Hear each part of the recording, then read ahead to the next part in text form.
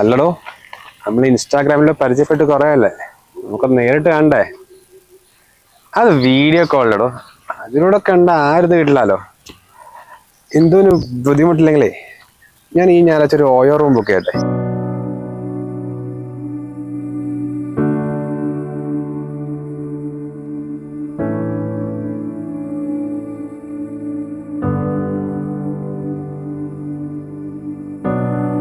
അല്ല, നീ ആരോടെ ഈ ഫോണിൽ സംസാരിച്ചോണ്ടിരിക്കുന്നെ?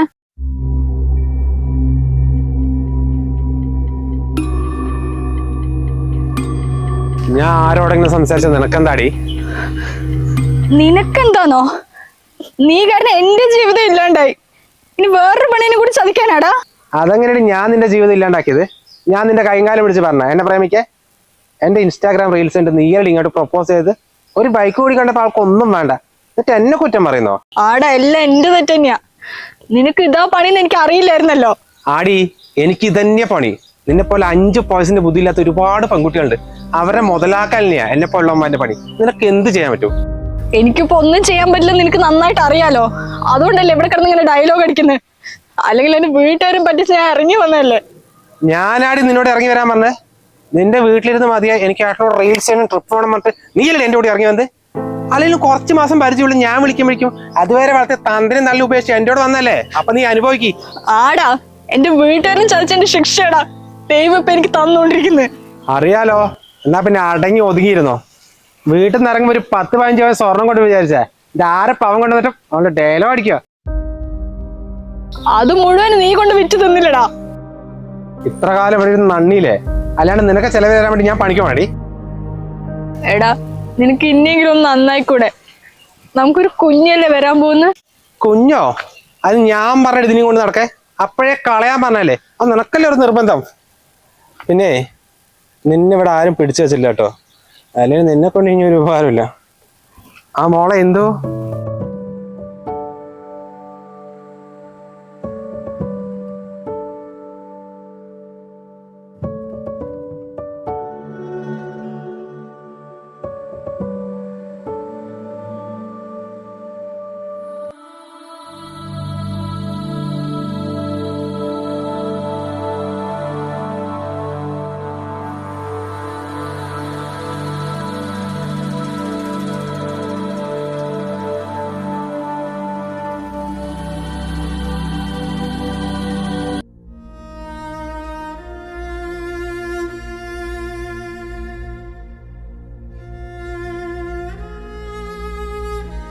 മോളെ പോവല്ലടി.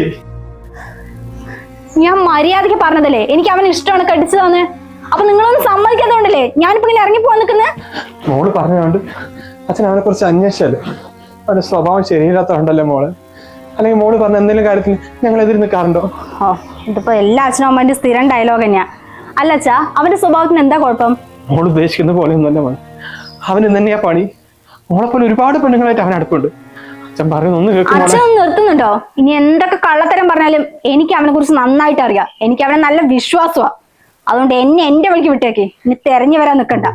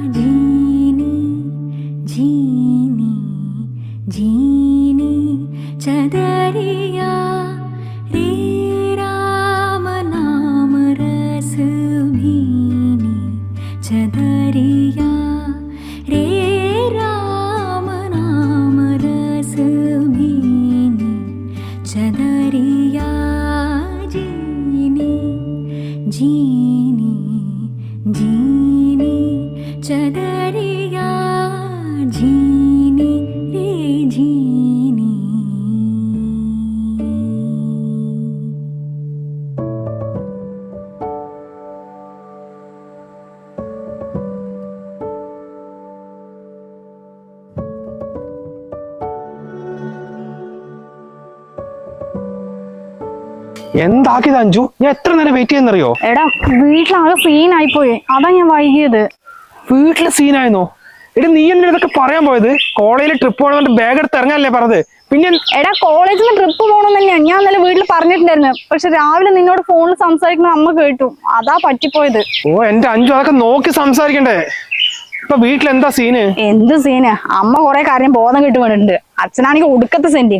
ഞാനൊന്നും മൈൻഡ് ആക്കില്ല, ഞാനിങ്ങ് ഇറങ്ങി വന്നു. എടി ഞാൻ ഒരു കേസ് കൊടുത്താലോ? അതിന് കേസ് കൊടുത്താൽ എന്താ? എനിക്ക് 21 ആയില്ലേ. അഥവാ പോലീസ് വിളിച്ചാൽ തന്നെ ഞാൻ പറയും എനിക്ക് അച്ഛനും അമ്മയും വേണ്ട, നീ മതിയെന്ന്.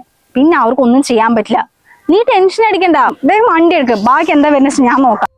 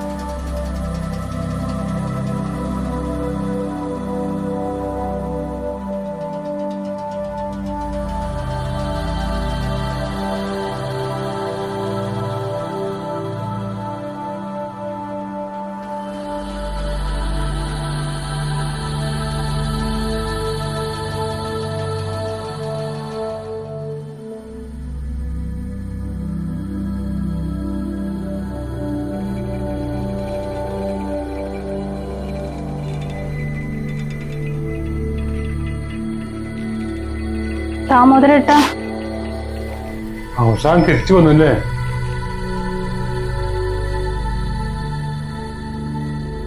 ദാമോദരേട്ട, അച്ഛനും അമ്മനോട് കാണുന്നില്ലല്ലോ, അവരെവിടെ പോയതാ? ഇപ്പോഴാണ് മോളെ അതിനെ കുറിച്ച് ഓർമ്മ വന്ന്. നീ പോയിട്ട് മാസത്തെ കാര്യോ? നീ പോയ ഷോക്കിൽ നിന്റെ അമ്മ മാനസിക താർന്നു പോയി. പിന്നെ സ്വയബോധമില്ലാണ്ട് അവരെന്തെല്ലാം കാണിച്ചു വിടാറുണ്ട്. മോളെ മോളെ എന്ന് പറയുന്ന ദിവസം റോട്ടിലോട് ഓടുകയായിരുന്നു.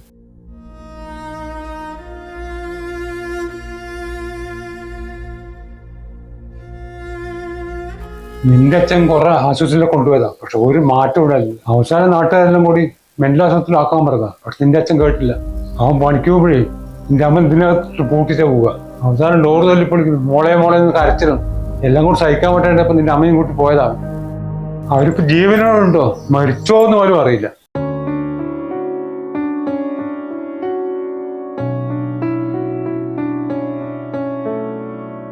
അവൻ പോകുമ്പോഴേ ഈ വീട്ടിന്റെ താക്കോല നീ തന്നത്തെ പോയത്.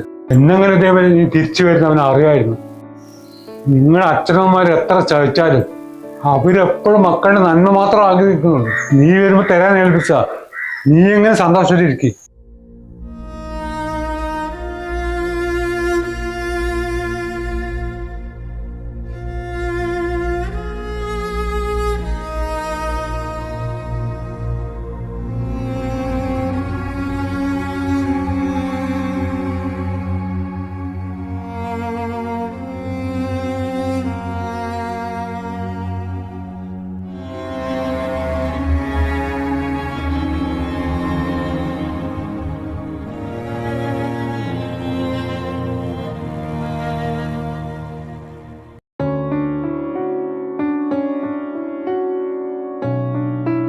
പ്രായത്തിന്റെ പക്വതയില്ലായ്മ കാരണം ഇതുപോലെ മാതാപിതാക്കളെ വഞ്ചിച്ച് കാമോനൊപ്പം ഇറങ്ങിച്ചെല്ലുമ്പോൾ ഒരുപക്ഷെ നിങ്ങൾ കാരണം ഇല്ലാതാവുന്നത് ഒരു കുടുംബം മുഴുവനായിരിക്കും.